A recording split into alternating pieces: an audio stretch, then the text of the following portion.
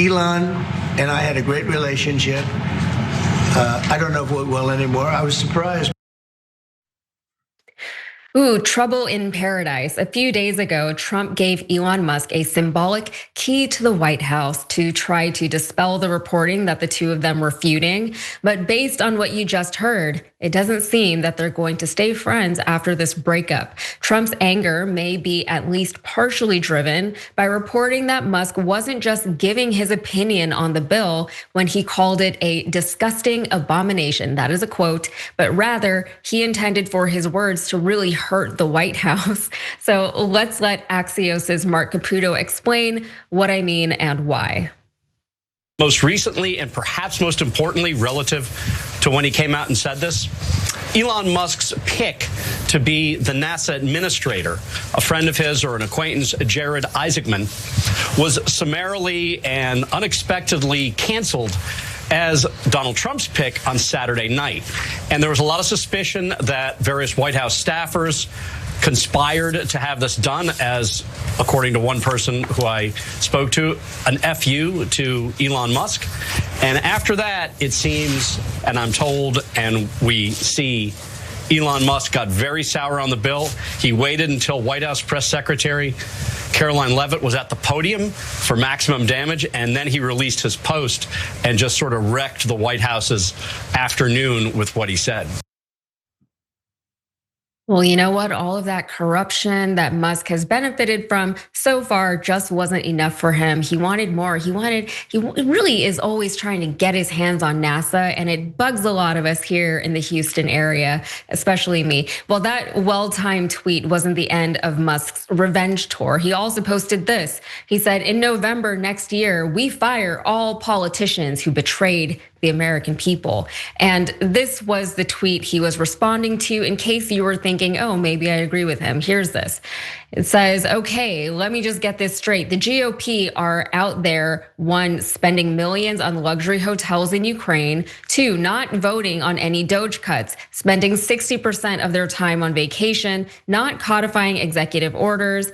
And this is the major reform the American people voted for. Okay, well, at least one congresswoman saw that signal and is joining the fray. And guess who it is? Marjorie Taylor Greene confesses, I agree with him after Musk ripped her and others for voting yes to the big, beautiful bill. That is one heck of a headline, Maz. You know, the infighting within the GOP has been a long time coming. A lot of us have been waiting for this to happen, not because we want to see infighting, not because of any kind of like schadenfreude or anything like that, but we needed somebody to stand up to Donald Trump. And I'm not trying to make a hero out of Elon Musk here because I don't trust him. I don't like him. I don't trust his intentions. And I know that his intentions are always entirely self-serving because you don't become the richest man in the world without like psychotic, I don't want to say that because I don't want to like diagnose anything, but you really have to have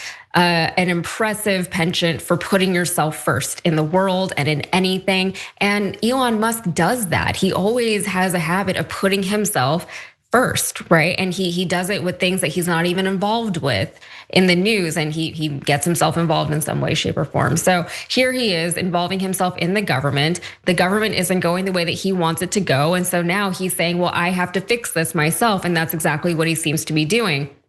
The GOP, though, are actual Congress people, the people who we elected and put them there specifically to fight for for their constituents and to fight for the people's needs.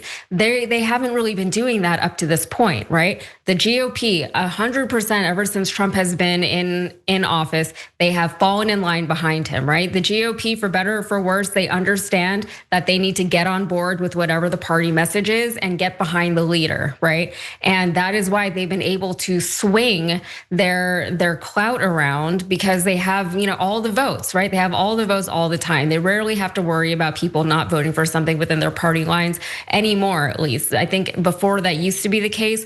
Lately, that simply has not been.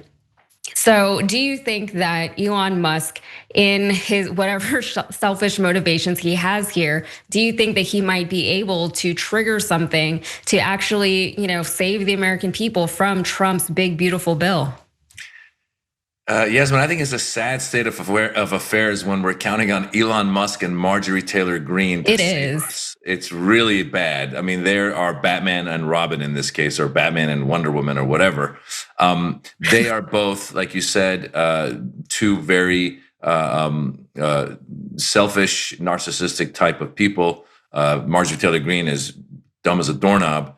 And here she is expressing that she regrets, or not that regrets, she didn't even say she regrets, she just agrees with Elon Musk on some of the stuff, but she voted for the bill. I mean, so, I mean, it's like saying like, yeah, you know, I agreed to be part of the bank robbery, but afterwards saying like, oh yeah, I didn't know we're gonna take all the money. So it's a sad state of affairs. And this all goes back to what you said at the beginning of this segment here, which is, the Republican majority right now is just doing whatever Donald Trump wants and whatever they want. And this goes back to the idea that elections actually have meaning.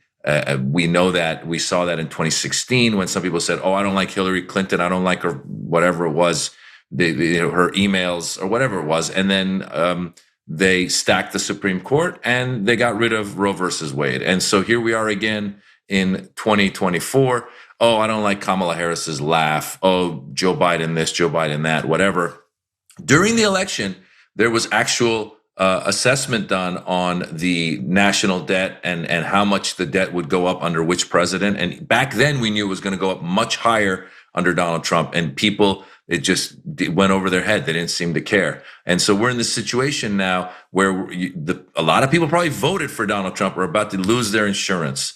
A lot of people that need this stuff are going to lose their safety net.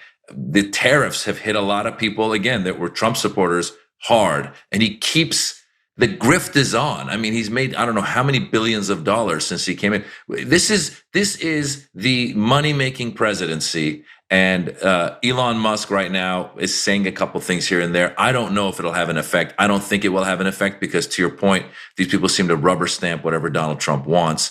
And again, this is just a reminder, elections have meaning, and vote. Get out there, vote. Make sure you understand the repercussions of what you're voting for. We all saw Project 2025 as part of Donald Trump's agenda. And he just kept saying, I don't know what this is. I don't know what that is. And here we are living in Project 2025.